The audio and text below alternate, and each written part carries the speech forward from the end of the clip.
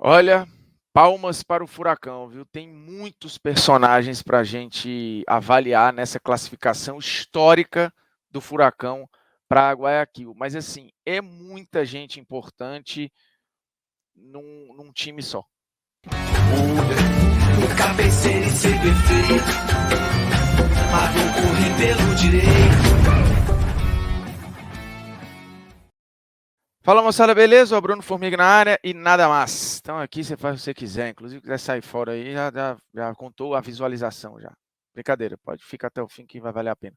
Cara, o seguinte, Atlético Paranaense, 17 anos depois, volta a uma final de Libertadores quando pouca gente projetava, né? Muita gente dava como favorito o Palmeiras, o River, o Flamengo, mas o Atlético Paranaense não era colocado nesse bolo. Até porque começou a temporada de um jeito, teve mudança de treinador, contratou muito bem, isso é fato. A janela de transferência do Atlético, desde o início para este ano, foi uma janela robusta de investimento, e aí acabou a coroação disso tudo foi o retorno do Fernandinho no meio do ano. E o Fernandinho que chegou jogando muito bem, muito constante, fez jogos muito grandes contra o Estudiantes, por exemplo, e voltou a ser muito importante no Allianz Parque. O Fernandinho, inclusive, é importante ser tratado aqui como um cara muito além só da liderança, tá? O Fernandinho ele foi importante tecnicamente falando. Inclusive, no primeiro gol, o gol do Pablo, é um gol em que ele acha o passe para o Vitinho, e depois, na sequência, vem o gol do Pablo, que é um cara que entrou muito bem. O Pablo tem um retorno todo polêmico, com muita gente fazendo o Pablo de chacota. Ele tinha jogado bem lá atrás no Atlético Paranaense, não foi a mesma coisa no São Paulo, foi longe disso, mas ele não foi mal no Atlético, ele não vem jogando tão mal assim. É óbvio que ele foi engolido pelo Vitor Roque, que foi pedindo passagem, faz um mata-mata muito importante, né? Muita força, muito poder de decisão, não se omite, e aí o Pablo foi perdendo espaço até perder a titularidade nos jogos contra o Palmeiras. Mas ele entrou muito bem, dando profundidade, segurando defesa, fazendo o gol e dando assistência depois para o gol do Terence, que é outra figura fundamental, também perdeu espaço nessa reta final por conta de intensidade sem bola e tudo, mas já tinha sido importante contra o Estudiantes lá na Argentina e foi fundamental contra o Palmeiras. Então, assim, são muitos personagens, né? O Bento tem sido um cara de uma escola de goleiros incrível. Incrível, assim, o Atlético formou em sequência o Everton, o Santos e o Bento. Inclusive tem foto com os três juntos com o preparador de goleiro do Atlético. E com uma segurança impressionante, dando pouco rebote, fundamental. Thiago Heleno, que voltou a jogar muito, né? Ele e Pedro Henrique têm formado uma zaga extremamente consistente.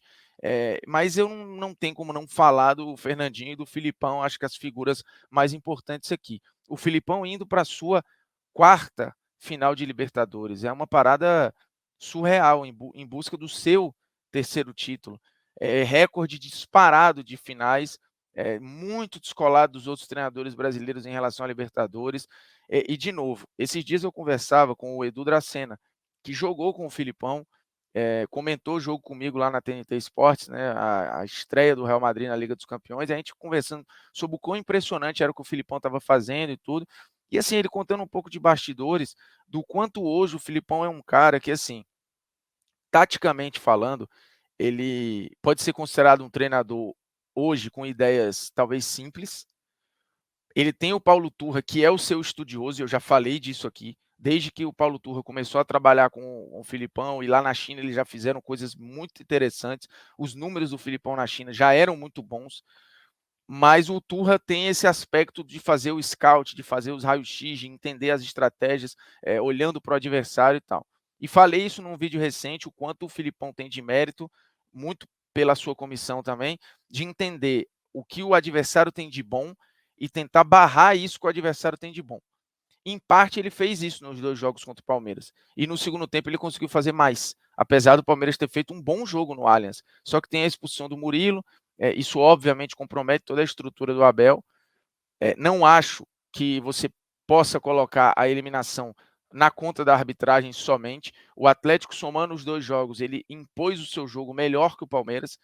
ele barrou no primeiro jogo tudo que o Palmeiras tinha de bom, e no segundo tempo ele conseguiu um gol no momento ali limite quase, o 2-1, para se manter vivo, e depois conseguiu um empate ali, faltando 5, 6 minutos, num gol que tem muito do pivô do Pablo, do entendimento do Pablo de esperar a aproximação do Terans, tem a sorte, óbvio, de um desvio, mas faz parte do desenho do jogo, né? Você só tem a sorte porque você finalizou para ter o desvio no meio do caminho, então a estrutura, ela tem uma lógica ali por trás, e o Fernandinho sendo esse cara que toda hora dá a opção de chapar as bolas ali, tocando muito nela o tempo inteiro, um grau de erro baixíssimo do Fernandinho, fora que, de fato, ele voltou para o Brasil com um tonzinho a mais, né, em termos nas entradas e tal.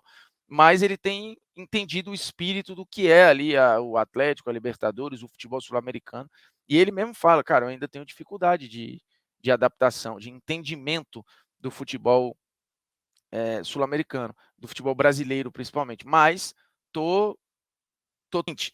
Então vamos lá, Filipão e os seus recordes, Fernandinho, que estava em 2005, quando o Furacão chegou na final da Libertadores, isso é impressionante, ele volta 17 anos depois e volta para uma final de Libertadores com uma estrutura extremamente compacta, um time que tem, e de novo, que contratou bem, que tem talento, o Atlético não tem um elenco qualquer, ele tem um bom elenco, um elenco que de 2018 para cá, ou um grupo, um perfil de grupo, ganhou 2 vezes a Copa Sul-Americana, ganhou a Copa do Brasil, está numa final de Libertadores. Então, assim, o Atlético não é surpresa. Agora, é muito grande, muito gigantesco você chegar na casa do atual bicampeão da Libertadores e conseguir reverter um 0-2. Beleza que você só precisava de um ali para levar para os pênaltis, mas encarar um time que é ótimo, tem ótimos batedores, tem o melhor goleiro da América do Sul, ou um dos melhores goleiros da América do Sul. Então, assim, era um ambiente hostil. E você não só pegou o 2-1, como você pegou o 2-2, numa reta final, numa consistência muito grande. E óbvio, jogou com um a mais, isso é uma vantagem, mas o Atlético não é um time de propor tanto o jogo assim. Existe uma dificuldade em achar espaços ali, mas o Atlético superou isso. E como disse o Edu, em um Filipão que hoje você pode considerar táticas simples, um modelo simples, mas é um modelo de enorme confiança. E isso é fundamental, assim, os jogadores terem confiança e acreditarem no que está sendo proposto, no que está sendo falado. E um respeito muito grande. Esse foi o termo usado pelo Edu várias vezes, assim, um respeito ao que é dito pelo Filipão ali. E essas coisas no futebol, elas são um pouco é difícil de mensurar, né? É difícil de medir o quanto a confiança, a coisa mais coesa, faz com que um time realmente seja, em alguns momentos, intransponível. Então, o Atlético vai para Guayaquil, tecnicamente não é favorito contra o Flamengo, muito provavelmente, mas é muito possível de ganhar a competição, porque, de novo, deixou para trás adversários que, de novo, tecnicamente, contra o Libertad, ele classificou até com mais drama do que se projetava. O Estudiantes tinha feito uma excepcional primeira fase.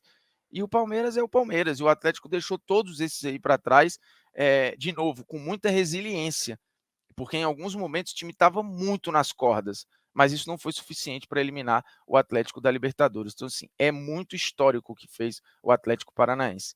E, de fato, assim, loucura o que aconteceu no Allianz Parque. Mas eu acho que o Abel ir pelo caminho, e ele não tirou, ele não quis tirar o mérito do Atlético, mas quando se foca muito em arbitragem e tal, você acaba tirando o protagonista da história, que é o Atlético Paranaense, assim, indiretamente. Então, achei a entrevista do Abel, a coletiva dele, umas atravessadas exageradas até, porque, de novo, pode se questionar o gesto do Alex Santana, eu acho que tem um exagero na percepção, acho que foi pênalti no Rony, aí correto, mas pô, questionar a expulsão do Murilo não tem como, gente, pelo amor de Deus, assim, é uma expulsão justa, na minha visão e acho que na visão da arbitragem do jogo, beleza? Se inscreve aí, toca na notificação e um abraço.